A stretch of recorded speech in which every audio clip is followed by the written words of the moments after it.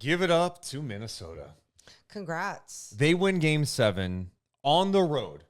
2 road teams win a game 7. Yeah. But this one was insane. Way more fun. The Wolves win 98-90. Pure domination in the second half after going down 20, and they are headed to the conference finals to take on the Dallas Mavericks. That's going to be fun. First things first, this is the first time they're going to the conference finals in 20 years. 20 years ago today, they beat our Kings in Game 7 at the Target Center. That ended the Kings as we knew them. I still feel it to this day, but I can't help but be so happy for Minnesota because this team has like so many similarities to the Kings. Sure. And just, dude, they've had coaching changes galore, missed draft picks, a lot of turmoil, a lot of losing. They have 12 winning seasons in 35 years. This is only their second conference finals appearance. And the way they did it against the defending champs, down 20, was incredible. All the angles, all the things that are factoring into this game specifically. I think this series as a whole, there were some really good moments, and then there's such lopsided games that it became not boring, but it just wasn't as fun. This game 7 lived up to everything I wanted it to be. Obviously, when we saw Denver go up by 20, you're just going, okay, wow, this is how it's going to end. I still didn't feel that way. I didn't feel like it was going to be the end for the T-Wolves going in that second half because they were just missing a lot of shots. And when I say they, it was mostly Ant, right? Your main guy. He's not getting things done, but he was getting everyone else involved. And then they really turned it on there in the third quarter. And when they got things going, it just felt like they never looked back. And that type of energy from this team led by guys like Kat and Anthony Edwards. It's what you want to see from your main guys. Ant was more decisive in that third quarter. I felt like he handled the double teams much better. And you're right, other guys step up. I mean, this is what it took. The depth of Minnesota showed big time in this one. Jaden McDaniels back-to-back games where you already know what he does defensively, but what he's doing offensively is what Minnesota thought they had in him. They're really high on his offensive upside. In a game 7, 23 points, 6 rebounds, 2 steals. Ant was 6 of 24, but you felt his impact on the game. Like the fact that he was 6 of 24, 2 of 10 from 3, and you go, dude, he made some awesome plays. And his ability to get in the paint, spray out, collapse the defense, hit those spray threes, get the ball rotating, it opened things up for Minnesota. Denver was doing such a fantastic job on Ant. And then I think Ant also not seeing the ball go through the net, it was just it became something where it was like, ooh, he's not shooting in rhythm. This flow is a little off for him. But for him to really take a step back and go, okay, how can I make sure I'm making everyone better? And he understood the chaos that he causes when he is aggressive and drives into the paint, that it collapses defenses and just creates better opportunities for the rest of his teammates. And obviously, like we said, like with McDaniels and everyone, but it was, I don't know, like when you look at his box score, it's not a cute stat line, but truly what he was able to offer to his team by just being and remaining aggressive was great. His leadership shined. Because he was missing shots tonight. I didn't see his head go down. He kept playing. He was mic'd up tonight, and you just heard the encouragement. You're like, oh, this guy's locked in. Like, if your leader is not feeling deflated when you're down 20, your head better stay up because this guy is missing some shots. He's still playing out there. And I think they all feed off this guy. And it was apparent they lifted him too by knocking down shots and coming up big. So Denver, at the end of the first half, they're up 53-38. And some of the numbers that jumped out to me, they had a 29-18 rebound advantage. Jeez. They had 8 offensive rebounds and had the second chance point total at 14-3 in their favor and 24-10 points in the paint.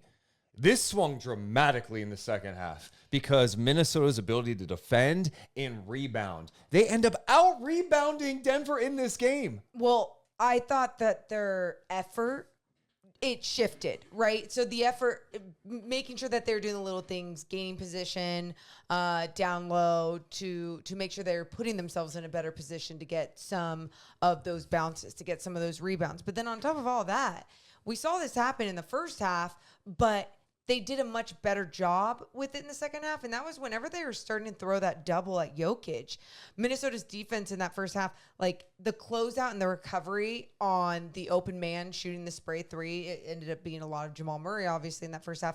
I felt like Minnesota's urgency wasn't there. In the second half, it was just much better. Although it's not like they were contesting all of these threes, they were making the shooter think twice, which I think helped lead to some of those missed shots by Jamal Murray and by some other players on this Nuggets team. So yeah, the defense just picked up, the urgency picked up.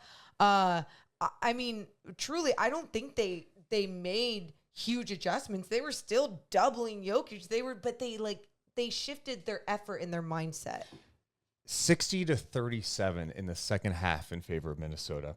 They out-rebounded them 29-15. They won the second chance battle 12 points to 2 in the second half. Wow. So it was a total reverse, and they were relentless in the second half. And then you just go up and down. Denver shot just 36%, 4 of 21 from 3 in the second half. And big picture in this series, what Minnesota's defense has been able to do. Game 1, holding them to 99 points. Game 2, in that amazing defensive performance, holding them to 80 points.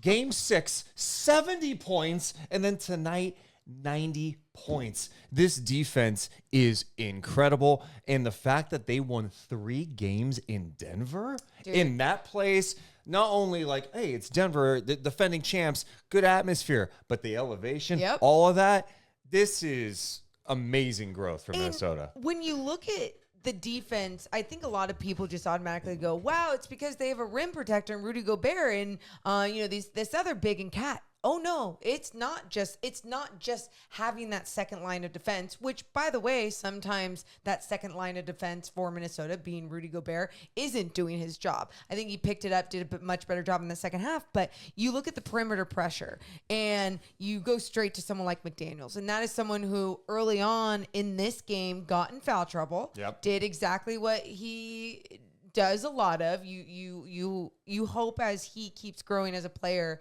that he can find a way to be less handsy but still remain aggressive on that defensive end, because he just does a fantastic job on ball.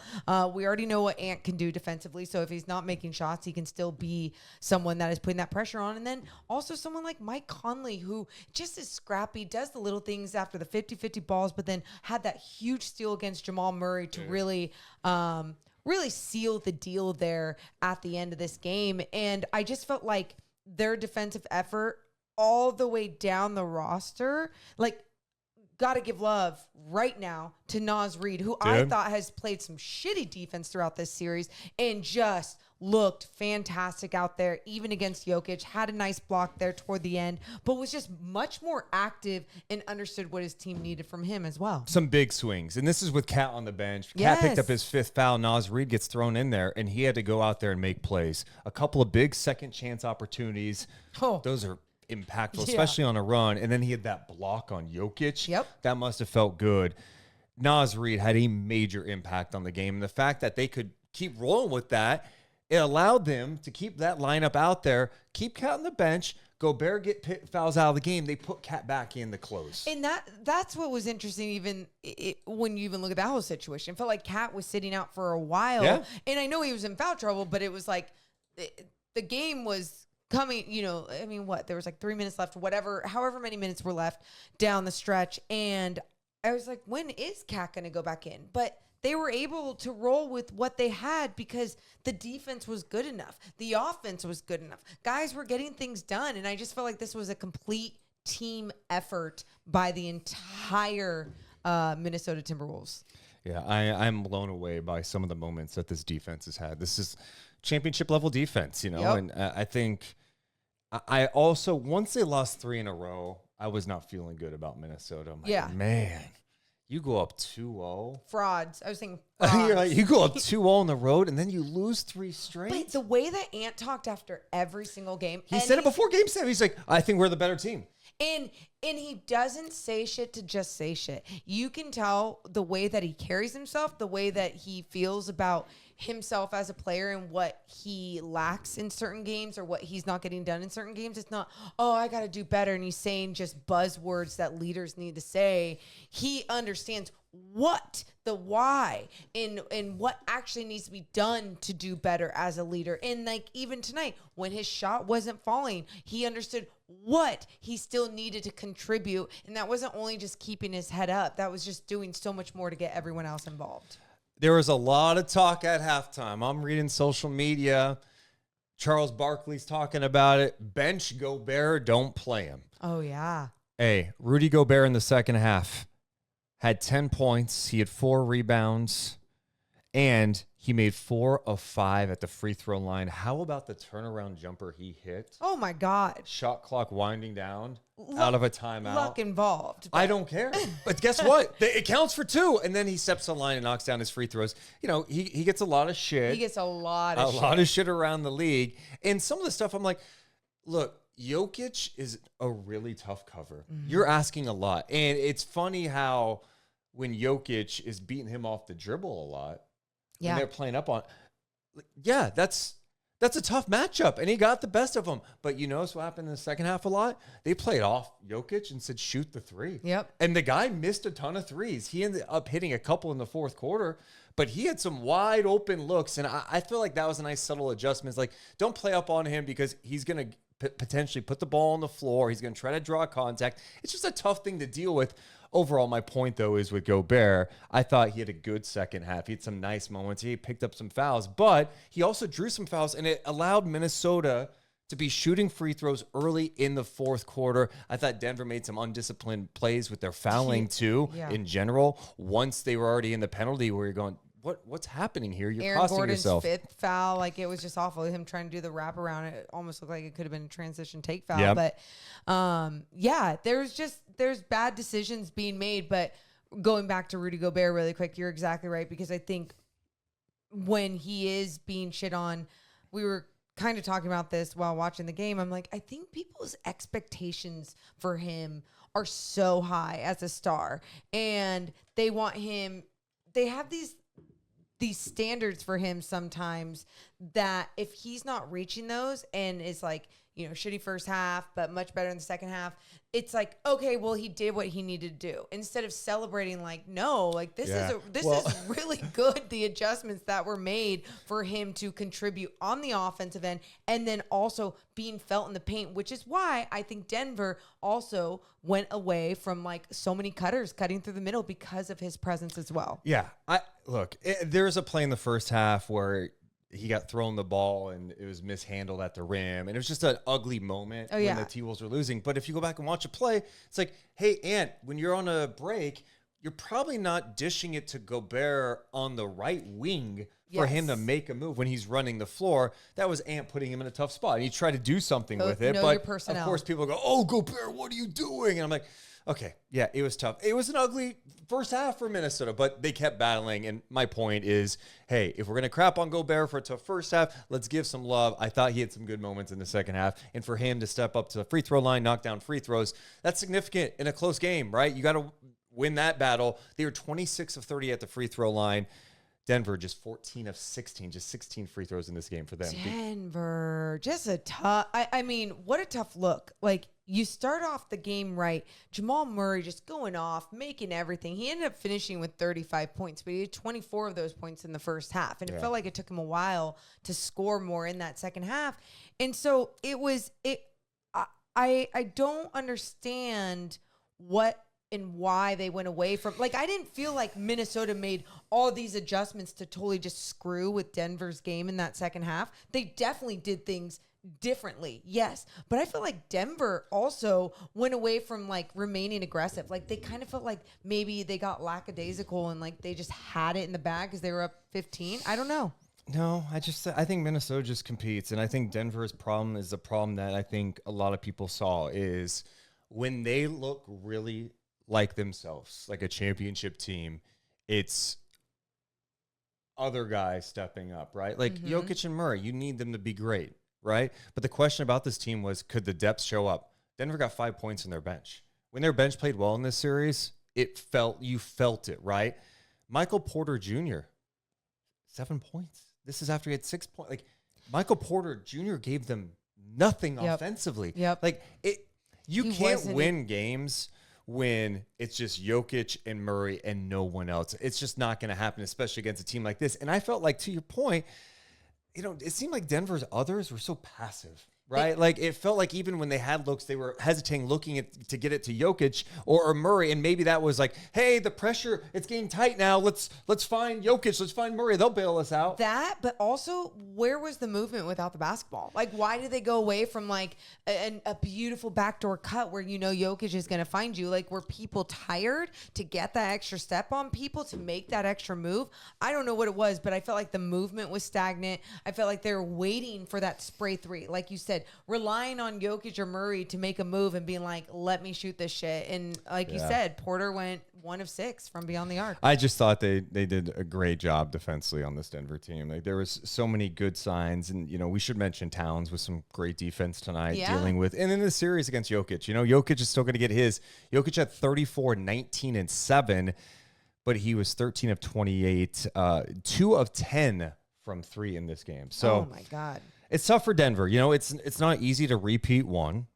They lost some key guys, and it was felt. I think when you take a step back and look at Denver's situation, I think they expected Brown to take a step. They thought Porter was going to be more like the Porter we've seen this season and in the past. And I think they had higher hopes for other guys off their bench, like Peyton Watson, they thought was going to be a contributor this year. Yeah. Think about how impactful Bruce Brown was for him at time last year. Jeff Green. Huge. Like those guys weren't there, and they needed the younger guys to take a jump. The younger guys didn't take as much of a jump as I think they thought. And I think, too, when you look at like this 7-game series, and there was moments where we're looking at these games when the Nuggets are winning, and we're going, okay, they have enough because Jokic is enough. Okay, maybe this is enough. Oh, they're getting some contributions from Brown, 10 points from Brown. They're getting whatever from Holiday. You're feeling like maybe this is a good enough roster.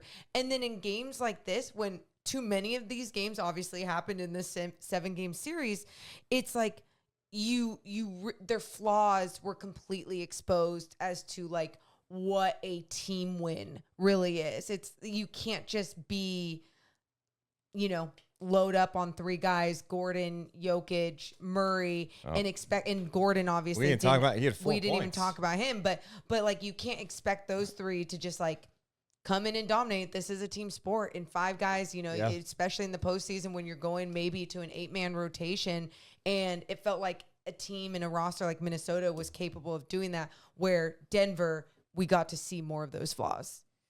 Minnesota, man. Impressive. Very we impressive. said it when they lost 3 in a row. How are they going to handle adversity? Yep. Dude, they handled it in a big way, winning a game 7. And now we get a super compelling series. Oh my God. Wolves and Mavericks. I don't want to have expectations yet because I'm so excited, and it sounds like it's going to be great, but because of some of the ups and downs, lopsided games that we saw in this series, I get a little nervous. But defense, we're going to see like defensive battle.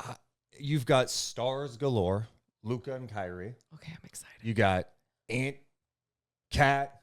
What's that going to look like? Oh my God, I'm excited.